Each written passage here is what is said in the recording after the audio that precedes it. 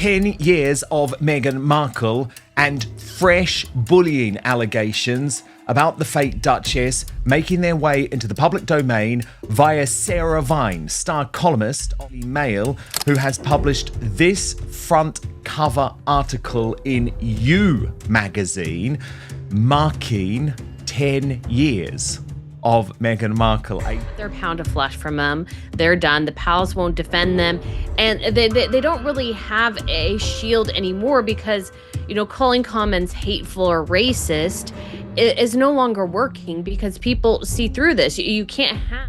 10 years. It has been 10 years since Meghan Markle first entered the public consciousness as Prince Harry's new girlfriend. And this week, to mark that decade, one of Britain's most respected and well-connected journalists has published a comprehensive assessment of exactly who Meghan Markle is, where she came from, and what the last 10 years have revealed about her character.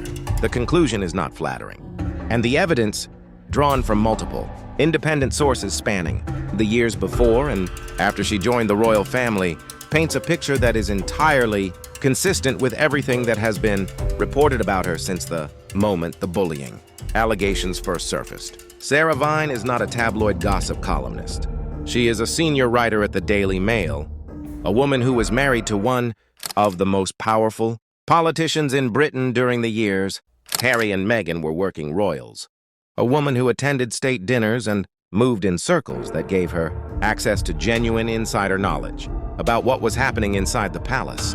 When Sarah Vine writes about Meghan Markle, she is not speculating. She is reporting what she has been told by people who were there. And what she has been told begins before Harry, before the royal family, before the wedding and the tiara and the curtsy and the Netflix documentary. It begins at a hotel opening in Istanbul in 2015. A friend of Vine's was invited to the launch of Soho House Istanbul, a glamorous weekend affair attended by Eddie Redmayne, Jamie Dornan, Sophie Ellis-Bextor, Claudia Winkleman, Paloma Faith, and more. Lavish lunches, boat trips, a beautifully restored palazzo. The kind of invitation that represents a genuinely extraordinary, free experience for anyone lucky enough to receive it. At one point during the weekend, Vine's friend was standing in the lobby when a very pretty American woman strode up to the front desk. She proceeded to berate the staff. The details were unclear from across the lobby, but the general substance appeared to be that she was unhappy with her goodie bag, that the free gift she had received as part of her free weekend at a five-star hotel full of A-listers was insufficiently lavish, that it did not meet her standards. Vine's friend remembers thinking, it takes quite something to complain about a free gift at a free weekend in a five-star hotel. He had no idea who the angry American woman was. Nobody in his group did. A year later, he saw a photograph of Prince Harry's new girlfriend, Meghan Markle. He recognized her immediately. That is where the story starts. Not in 2017 when she joined the royal family. Not in 2018 when reports of staff complaints first emerged. In 2015, at a hotel opening, complaining about a goodie bag. And Vine's point, the point that connects that anecdote to everything that followed, is this: she was treated with generosity and kindness, offered all the trappings and the status, but somehow none of it was ever quite enough. But they did it to themselves. They did not treat people well. They did not treat the palace well. They did not treat staff well. They didn't treat their own families well. And you shouldn't be surprised if after a while you have no more defenders. And that's the case for Harry and Meghan. Basically, they have themselves and the Sussex squad, and that's about it. That sentence could describe Soho House Istanbul. It could describe the British royal family. It could describe the Netflix deal or the Spotify contract or the Hollywood opportunities that followed. Mexit. In every setting, in every arrangement, across 10 years of documented behavior, it was never quite enough. Now let us come to what happened once Meghan was inside the royal family. Because the Istanbul anecdote was merely a preview. The behavior that followed was, by every credible account, significantly worse. Vine writes about a story she describes as horrifying, one she is 100% convinced is true. A young woman in her early 20s, described as a harmless and nervous Londoner, was brought in to interview for a position on the Duchess of Sussex's staff. She was ushered into Meghan's presence. Meghan was sitting at her desk reading papers. She kept her eyes down. She ignored the girl completely, for what felt like an eternity. Then she glanced up, examined her, and went back to her work. And then she uttered 3 words: "You can leave." That was the interview. 3 words. For a young woman who had prepared, who had dressed carefully, who had navigated the palace environment, and made it as far as the room where the Duchess was sitting. 3 words and a dismissal. Not because of anything the young woman had done or said, simply because Meghan looked at her and decided she was not worth the time. This is the pattern that emerges from a decade of reporting, not just with junior staff members, with experienced senior royal household employees, people who had worked at the highest levels of the British establishment for years, people who thought they had seen everything, people who came home from work in tears, people who left positions they had worked for years to earn.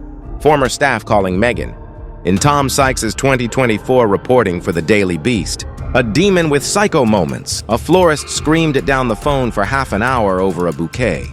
And the paper trail, the email from Meghan's own press secretary, Jason Knauf, in 2018, saying that she had bullied 2 personal assistants out of the royal household. That email exists. It was written by a member of the Sussex team. It is contemporaneous documentation.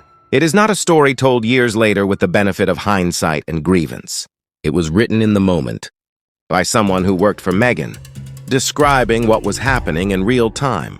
The Sussex response to all of this, when Tom Sykes sought comment this week, was no on-the-record statement. But their side made it clear, he reported, that they regard articles like this as hateful. Hateful. That is their word. Not inaccurate. Not disputed, hateful. Sarah Vine responded to that characterization with the clarity it deserves. The idea that no one is allowed to make any considered assessment of their behavior is in itself incredibly arrogant. People are judged by their actions. And then she added something that speaks to the volume of response she received after publication. I've actually had many emails today saying I've been far too soft. I've just tried to be fair, to assess the situation based on the facts and their own actions. You cannot deny reality. They did what they did. Too soft. From someone who covered the Soho House goodie bag, incident, and the 3-word job, interview dismissal, and a decade of bullying allegations. Too soft. Now let us step back and look at the wider picture. Because Tom Sykes, in his own analysis accompanying this reporting, made an observation that cuts to the heart of where Harry and Meghan find themselves 10 years on. After Harry's court defeat, he wrote, "The Sussexes cannot sue the Mail. The palace will not defend them. And Hollywood does not need them." 3 sentences, each one a closed door that was once open, each one representing a form of protection or commercial leverage that the Sussex brand once had and no longer does.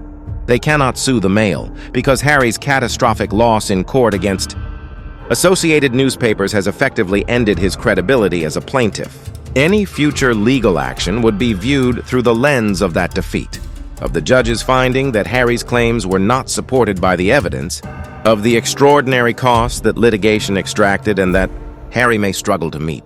The palace will not defend them, because the relationship between the Sussex camp and Buckingham Palace has deteriorated to a point where even the most basic forms of institutional protection are no longer extended. When a story runs about Harry and Meghan, the palace says nothing. When a bullying allegation is published, there is no royal spokesperson to provide context or pushback. They are on their own. Hollywood does not need them, because the entertainment industry, which runs on relationships and reputation and the willingness of cast and crew to put in long hours without complaint, has moved on. The Netflix numbers have been disappointing. The Spotify deal is gone.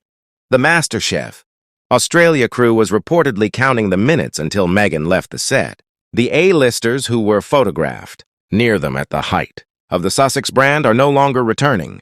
Calls with the same enthusiasm. Cannot sue, will not defend, does not need. That is the summary of a decade of decisions. And here is what the Soho House Istanbul story proves.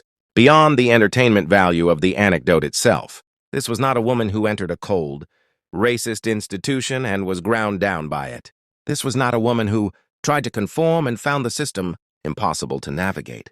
This was a woman who, in 2015, before she had met Prince Harry, before she had any connection to the British royal family, was already treating people who were giving her things for free with contempt. The behavior did not start in the palace. It was not caused by the palace. It was carried into the palace from a life that preceded it. And the British royal family, an institution that has navigated divorces and abdications and world wars, was simply the most high-profile setting in which behavior that had always been there became impossible to contain. What is striking about this 10-year retrospective is the consistency. Istanbul Indomitungspresse, the tiara demands before the wedding in 2018, the bullying allegations that drove experienced staff to tears. The treatment of Catherine described in the communications to Kensington Palace staff. The curtsy mocked on camera in the Netflix documentary. The MasterChef Australia crew this year. A decade of the same pattern, in different countries, in different settings, at different levels of fame and financial security. The pattern does not change because the person does not change. Now let us turn to the York family, because this week brought another layer of royal complexity centered on Princess Beatrice and the quiet question of whether her marriage to Edoardo Mapelli. Mozzie is weathering the ongoing storm of her father's situation. Edoardo posted photographs of Beatrice for her birthday this week, a warm, personal tribute that royal observers read as a deliberate attempt to counter reports of strain in the marriage. And it is not an unreasonable strategy. The York princesses are navigating one of the most difficult PR situations in modern royal history. They are the daughters of Prince Andrew. They did not choose their father. They did not choose the Newsnight interview or the Epstein connection or the civil settlement or the police investigations that continue to cast a shadow over the family name, and yet they carry that shadow everywhere. Every public appearance, every Instagram post, every birthday tribute from a husband trying to signal stability and love. All of it takes place against the backdrop of a story that could, at any moment, produce another headline that resets the clock on whatever rehabilitation the York girls have been quietly attempting. Princess Eugenie has just had a new baby. Sarah Ferguson flew to Portugal to be with her daughter. A grandmother visiting a new grandchild, an entirely natural, human, unremarkable thing.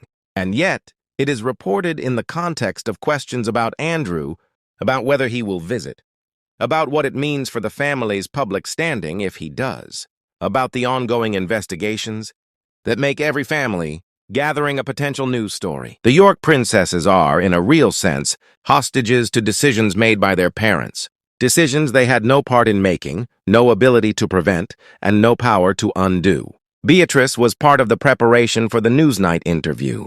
She has been closely connected to her parents throughout, and the weight of that association and the cost of loving parents who made catastrophic choices is something she will carry for years. The advice being offered by commentators who wish the York family well is to consider whether distancing themselves from their titles might offer some relief from the relentless scrutiny, stepping back from the princess title, going more private, finding a way to be daughters and mothers, and wives without the institutional connection that ties them to every new development in their father's story. It is not an easy path, but the alternative, continuing to navigate this impossible terrain as members of the royal family, subject to palace protocols and press scrutiny and the expectations that come with royal titles, while simultaneously being the children of the most controversial figure connected to the institution, may be unsustainable in the long run.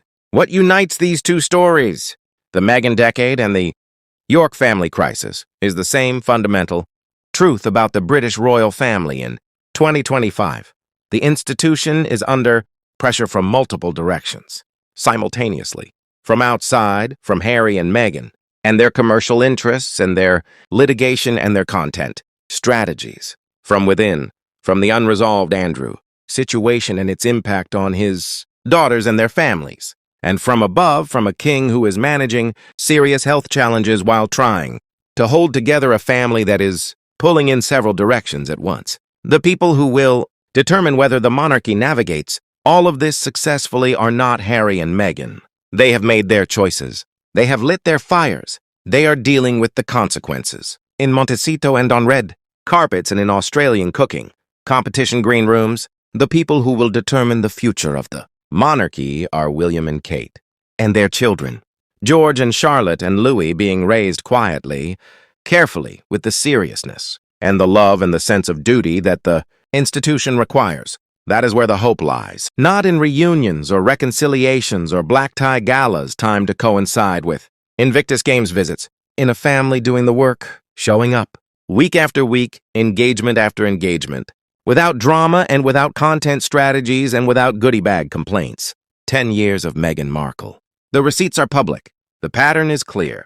And the institution she tried to bring down is still standing.